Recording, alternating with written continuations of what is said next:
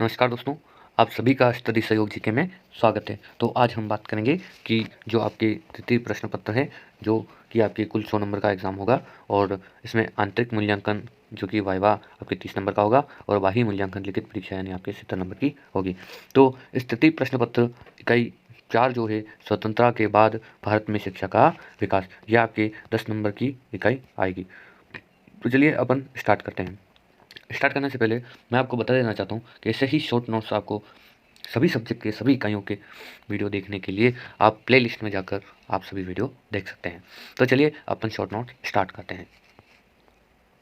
पहला प्रश्न है कि आज़ादी के समय हमारे देश के सामने कौन सी मुख्य चुनौतियाँ थी। तो आज़ादी के समय हमारे देश के सामने 3 मुख्य चुनौतियाँ थी। तो पहली चुनौती है कि राष्ट्र को एक सूत्र में बांधते हुए लोकतंत्र को सुदृढ़ बनाना। ठीक है। फिर दूसरी चुनौती थी कृषि और औद्योगिक उत्पादन बढ़ाकर देश को आत्मनिर्भर बनाना। और तीसरी चुनौती थी देश के मौजूद तमाम तरह की विविधताओं को सम्मानजनक स्थान देते हुए समानता और सामाजिक न्याय की स्थापना करना। तो अपने आज़ादी के समय हमारे देश में जो 3 मुख्य चुनौतियाँ थी कौन कौन सी थी? एक तो लोकतंत्र को एक सूत्र में बांधना, ठीक, फिर आत्मनिर्भर बनाना और तीसरी चुनौती थी समानता और सामाजिक न्याय की स्थापना करना। अगला देखते हैं दोस्तों, आयोग का नाम एवं नियुक्ति कब की गई। तो आयोग का नाम और तिथि और अध्यक्ष, ये आपके एक प्रश्न आएगा, जो कि एक प्रश्न आएगा जैसे कि आयोग का नाम दे देंगे और उसकी नियुक्ति कब की गई, या फिर अध्यक्ष का नाम पूछ लेंगे। तो मैं ये तीनों चीज़ें साथ में लेके आया हूँ क्योंकि आपके साथ में काम आ सकती हैं। तो चलिए अपन देखते हैं आयोग का नाम क्या है। जैसे कि विश्वविद्यालय शिक्षा आयोग, तो ये आपकी जो स्थापना हुई थी इनकी, तो 4 नवंबर 1948। इनका अध्यक्ष था डॉक्टर सर्वपल्ली राधाकृष्णन। फिर आता है माध्यमिक शिक्षा बोर्ड आयोग, जो कि इसकी स्थापना 23 सितंबर 1952। इसका अध्यक्ष था डॉक्टर ए लक्ष्मण स्वामी। तीसरा है कोठारी शिक्षा आयोग, ये 14 जुलाई 1964 को इसकी स्थापना हुई थी। डॉक्टर एस कोठारी इसके अध्यक्ष थे। अगला देखते हैं दोस्तों कि राष्ट्रीय शिक्षा नीति किस सन में लागू की गई। तो राष्ट्रीय शिक्षा नीति सन 1986 में लागू की गई। ये आपके एक नंबर का प्रश्न आ सकता है। अगला देखते हैं दोस्तों कि आज़ादी के समय देश में शिक्षा का ढांचा किस प्रकार का था।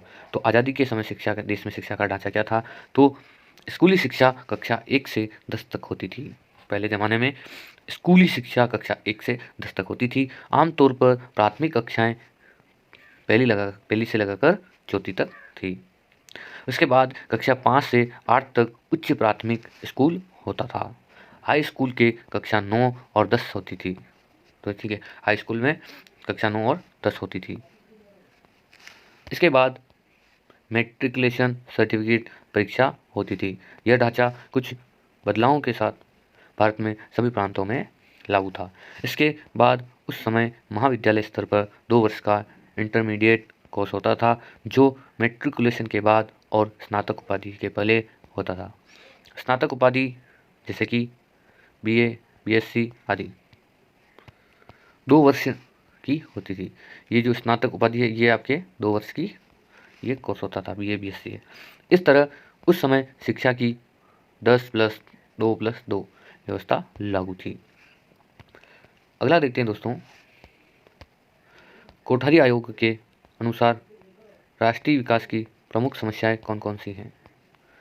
ठीक है, तो आयोग ने राष्ट्रीय विकास में तत्कालीन समस्याओं का जिक्र करते हुए उन्हें शिक्षा से जोड़ा।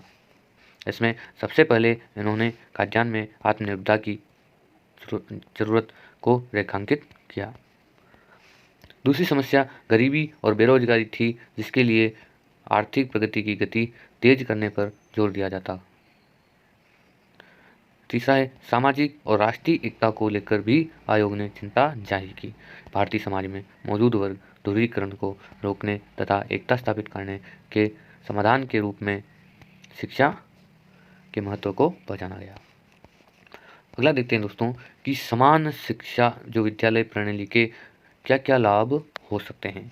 तो कोठारी आयोग ने समान विद्यालय प्रणाली लागू करने की सिफारिश की, जिससे शिक्षा राष्ट्रीय विकास और सामाजिक व राष्ट्रीय एकता स्थापित करने में सशक्त माध्यम बन सके। इसके अतिरिक्त आयोग के अनुसार यह समाज के सभी बच्चों के लिए खुला होगा, भले ही वे किसी भी जाति, धर्म, वर्ग, समुदाय, आर्थिक या सामाजिक परिस्थिति के हो। इसमें अच्छी शिक्षा तक पहुंच संपत्ति या वर्ग के आधार पर नहीं बल्कि प्रतिभा के आधार पर होगी, जिसमें सभी विद्यालयों में समुचित स्तर की शिक्षा सुनिश्चित की जाएगी। इसमें कोई किसी भी प्रकार का शिक्षण शुल्क नहीं लेगा। अगला देखते हैं दोस्तों। अगला है आपके जो निबंधात्मक प्रश्न आते हैं, जो 4 नंबर के, 5 नंबर के या फिर 3 नंबर के। तो हम देखेंगे कि इसमें अपन टॉपिक में जो टॉपिक लेके आए ओनली फॉर टॉपिक, ठीक। तो इसमें आप अपने हिसाब से लिख सकते हो। जैसे कि अब राष्ट्रीय शिक्षा नीति 1967, ठीक है, 68। तो 1968 ने शिक्षा के संबंध में कौन कौन से प्रावधान किए हैं। तो पहला देखते हैं अपन कि निःशुल्क व अनिवार्य शिक्षा। तो आप इसमें जैसे कि राष्ट्रीय शिक्षा नीति 1968 जो आपके जैसे कि विशेषताएं पूछ लेते हैं आपसे, तो विशेषताएं आप डायरेक्ट भी लिख सकते हो और इनके बारे में थोड़ा बहुत अपने हिसाब से लिख सकते हो। तो अपन देखते हैं पहला निःशुल्क व अनिवार्य शिक्षा, फिर देखते हैं भाषाओं का विकास, फिर देखते हैं शैक्षिक अवसरों का सामान्यीकरण, ठीक, समानीकरण, फिर कार्य अनुभव जो होता है, कार्य अनुभव और राष्ट्र सेवा, और 5वां है विज्ञान शिक्षण तथा अनुसंधान, ठीक है। फिर 6ठा है किताबों का निर्माण और 7वां है शिक्षा का ढांचा। तो दोस्तों आज अपन ने इकाई नंबर 4 जो कि स्वतंत्रता के बाद भारत में शिक्षा का विकास कैसे हुआ, क्या हुआ, यह आपके 10 नंबर की आएगी, जिस पर अपन ने शॉर्ट नोट्स में बात की। तो मिलते हैं अगले वीडियो में। बहुत बहुत धन्यवाद।